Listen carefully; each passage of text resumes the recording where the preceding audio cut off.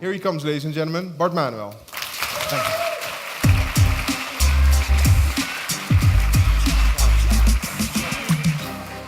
Thanks, Dimi. Thanks. So, for those of you who know me a little bit, it's going to be surprising that today I'm not going to be talking about artificial superintelligence, not about brains in boxes, not about are we living in a simulation and how can you tell? When's the singularity coming? I mean, it's all going to come and later, probably not in our lifetime, so not too far away. Today, I want to talk about important tech trends for the coming 5 to 10 years. So something I think we'll soon be dealing with. And of all the interesting things that I could be talking about today, I wanted to make a selection and to single one thing out which I think is worth noticing. And that single thing is augmented reality.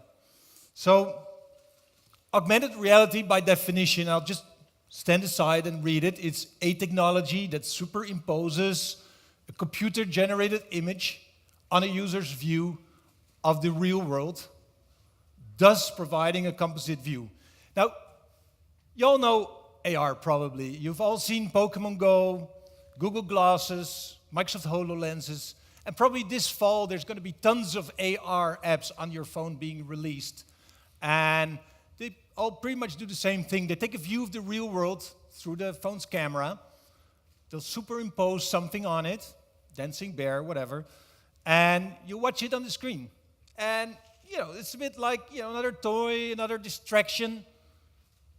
It's a little bit maybe. Maybe that's what you're thinking. So why did I pick AR or augmented reality as the theme of today? Because I think that within 5 to 10 years' time, AR glasses or lenses are going to be so good and so unobtrusive that we're all going to be wearing them permanently without even noticing, like we carry our phones today. And I think that will change everything. So come with me if you will. We'll go to Times Square. If you look around, you see all the big billboards, all the screens, you hear the cars, the sirens, all the people, the busyness. It's a crowded place, right? It's a lot of noise. Now, if we would remove all those screens physically, but if you put on your AR glasses, you could still see them. And of course, Expand Online will fill them with personalized ads for you. So don't worry about that. So maybe a little bit more idyllic. I mean, on vacation in France, if you walk into a village, early morning, you go to the bakery, you cross the town square, the fountain is, you hear the birds, but there's a lot of visual clutter. The village is not as pretty as it can be because there's signs, there's advertisements, there's billboards everywhere. Let's remove it all. And for you, the damn tourist, there will be signs, in Dutch, of course. But for the locals, it will be just their pretty village. So imagine, there's a lot of potential in changing our sort of public space. I mean, if you think of roads, if you think of cities, all the signage, all the things you see, a lot of clutter can be removed and can be brought back personalized in your AR glasses. Buildings can be slabs of concrete and they'll look like palaces to you and look different to someone else. I mean, if you're driving in your car, it's an old Daihatsu, everyone else will be seeing you, pimping around in your roller with chrome spinners. It'd be just fantastic.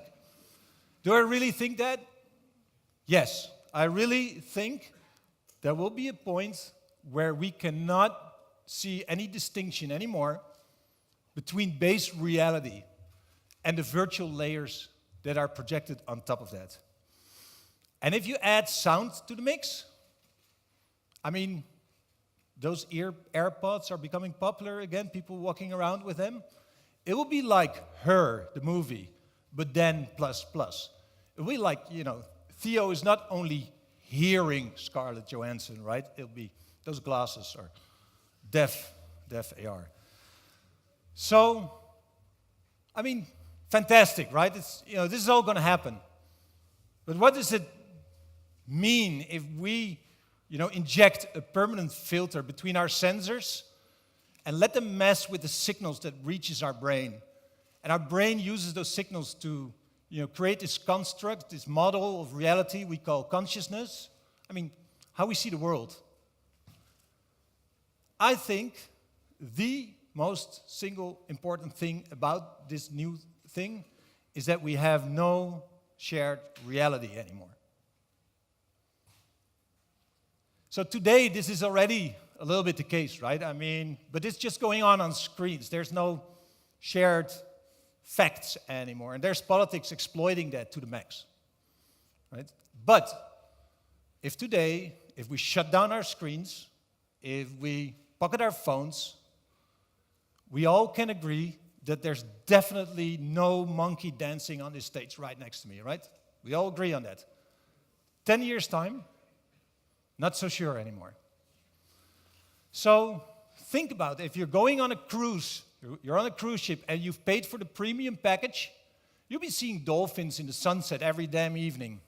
The guy sitting next to you at the dinner table who's on budget, I mean, that's going to be an interesting conversation with him. If I'm at home at my dinner table with my wife, how can I be sure she's not looking at some guy sitting next to me and listening to him instead of me? I mean, in politics, I mean, the way the politicians are able now to exploit our different digital realities, it will give them great potential to exploit the differences in real realities.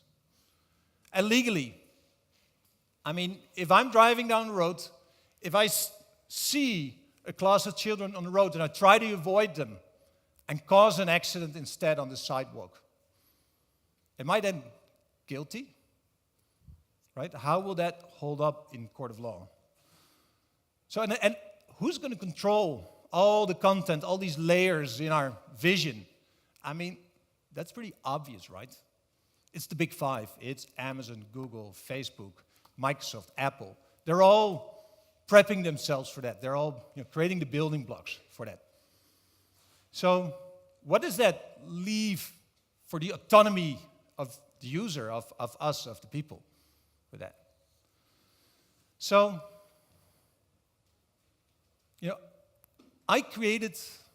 I built my first website in 1995. It's a long time ago. And I've been doing screens ever since. And digital agencies like DEPT have been helping brands and organizations and clients to enter and to connect to this digital world.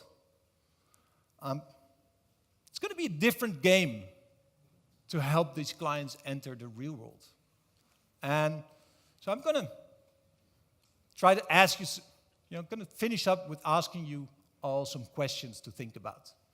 I mean, think about, what does this mean for your personal skills as a designer or a developer who's working with screens?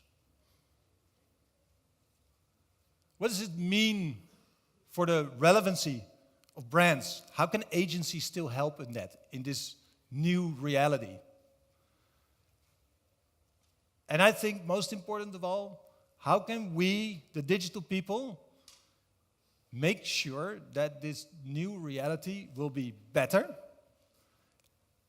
and that we'll still connect to other people and to the real world? I don't have the answers to that.